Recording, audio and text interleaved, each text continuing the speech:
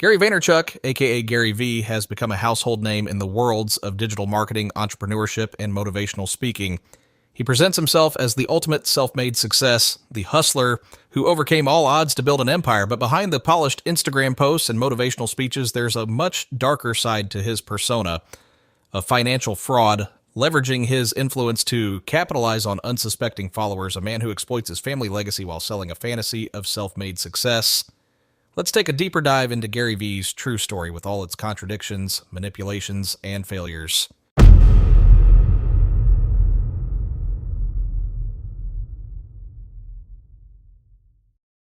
Gary V's rise to fame is often framed as a self-made success story. The narrative goes something like this.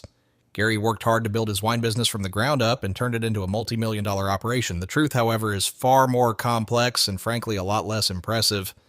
Gary didn't build his wine empire from scratch. His family owned a liquor store in New Jersey, and Gary took over the reins. Instead of starting with nothing, Gary inherited a family business already with resources, customer base, and a brand. In reality, Gary's hustle wasn't about working harder than everyone else. It was about using his family's pre-established connections to grow his brand. That's not to say he didn't work hard, but the idea that he built everything from the ground up is misleading. Gary's success in the wine business was more about leveraging an existing brand than inventing something entirely new. He was in the right place at the right time and had the resources to make things work.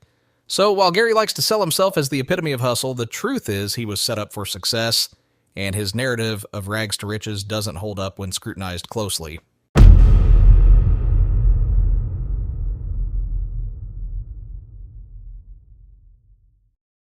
One of the most absurd parts of Gary V's story is his attempt to sell himself as a gangster or someone with a rough and tumble background.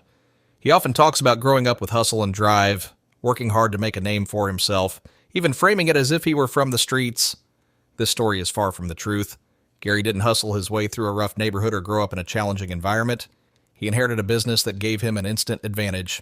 Gary's image as a tough guy who worked hard to make it is a carefully crafted narrative that conveniently ignores the fact that he had a family-run business to fall back on. He may have worked hard, but that's hardly the same as overcoming true adversity. By calling himself a gangster, Gary is perpetuating a narrative that many people find inspiring. But it's built on a lie. It's an attempt to position himself as someone who understands the struggle. But the truth is, he never really had to struggle in the way most of his followers do. His self-invention as a street-smart hustler is just another marketing gimmick to boost his image and make him seem more relatable. But when you peel back the layers, Gary's tough guy persona is about as real as a Hollywood script.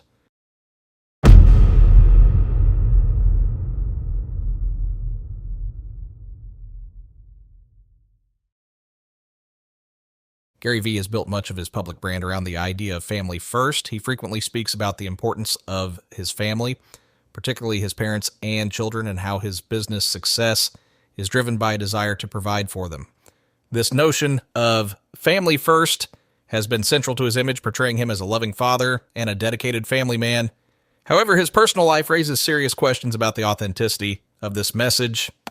Gary's public stance on family is at odds with his personal circumstances. His marriage to Lizzie Vaynerchuk has reportedly faced significant issues, including separation and possible divorce.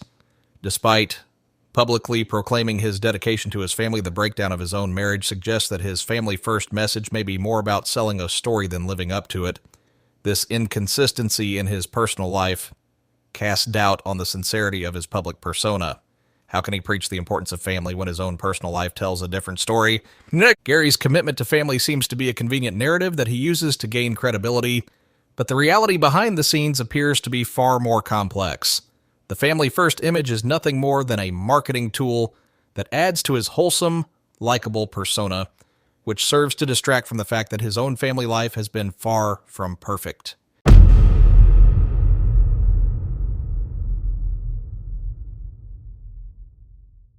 Gary V's venture into the world of NFTs has been another avenue for him to cash in on his massive following. His VeeFriends NFT project was marketed as a revolutionary way to connect with Gary and access exclusive opportunities. He promised his followers that purchasing a VeeFriend NFT would unlock special events, exclusive networking, and other benefits. But as the hype faded and the market for NFTs cooled, Gary's promises seemed empty.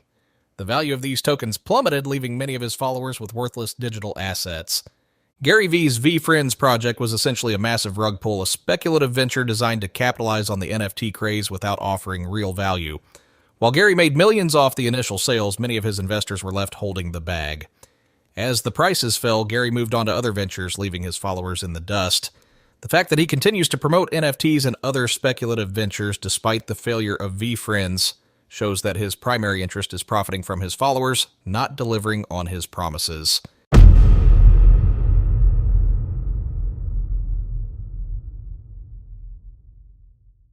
Gary Vee's Flyfish Club, a private dining club that can only be accessed by purchasing an NFT, is another example of his exploitative business practices. The club, which promises exclusivity and luxury dining experiences, has raised eyebrows due to its high price and speculative nature.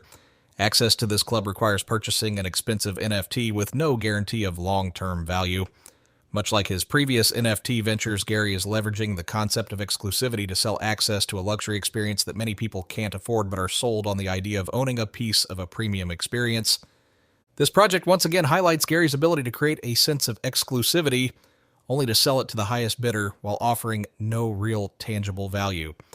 Gary is using his influence to capitalize on the desire for elite status, charging exorbitant prices for something that will likely be out of reach for most people once the market shifts. Like VeeFriends, Flyfish Club is a hollow promise, an NFT-driven project designed to appeal to wealthy investors seeking status, while Gary cashes in on their desire for exclusivity.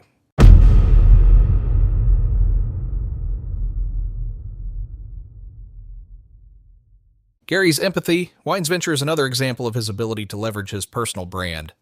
Empathy Wines is a direct-to-consumer wine business that Gary promotes as a game changer. While the company has found some success, it's not exactly revolutionary. The concept of direct-to-consumer wine sales isn't groundbreaking, and Gary's involvement seems to be more about using his influence to sell an already established business model than truly innovating in the space. While Gary positions himself as a visionary, Empathy Wines is yet another example of his ability to sell existing ideas using his brand. He's not inventing new business models, he's capitalizing on his reputation to enter markets that he has no deep expertise in. Empathy Wines is just another way for Gary to profit off of his following without actually creating something meaningful from the ground up.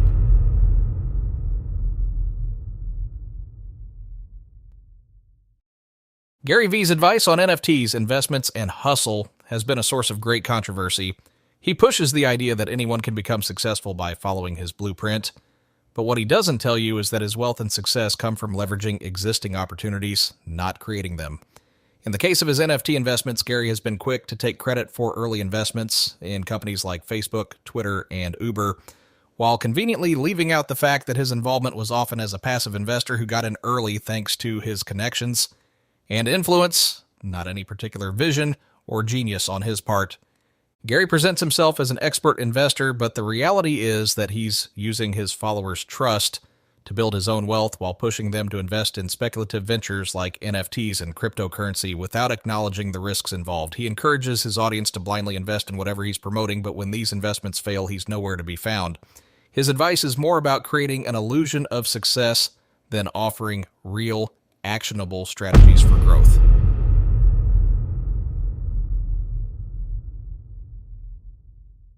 Gary's role as a public speaker and author has been pivotal in cementing his empire. While his advice can be motivational, it's also incredibly self-serving. Gary Vee sells his knowledge, turning his personal experiences into profitable speaking gigs and books. But is the advice really groundbreaking? Much of his message is recycled hustle culture, shamelessly marketed as innovative wisdom.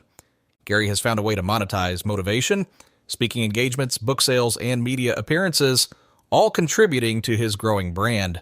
But when you break it down, his public speaking and author career is just another way to profit off his image, not any real breakthrough thinking. His fans are buying into his narrative, but they're not getting the full story. He's the one getting rich off their dreams.